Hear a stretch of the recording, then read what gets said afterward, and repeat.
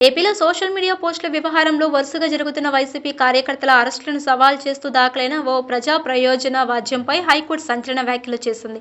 Social పోస్టుల వ్యవహారంలో high court ఆగ్రహం వ్యక్తం చేసింది. గతంలో తమను కూడా టార్గెట్ చేస్తూ పోస్టులు వెలిసిన విషయం పిటిషనర్కు గుర్తు చేసింది. అనంతరం త్వరలో దీనిపై ఉత్తర్వులు ఇస్తామని వెల్లడించింది.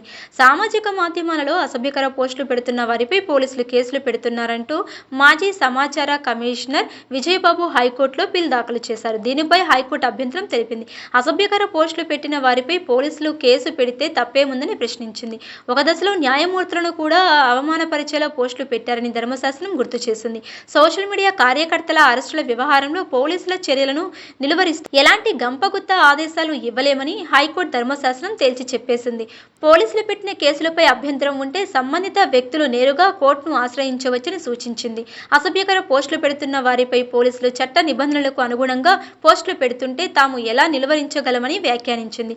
అనంతరం ఈ బిల్పై తగిన ఉత్తర్వులు ఇస్తామని వెల్లడించింది.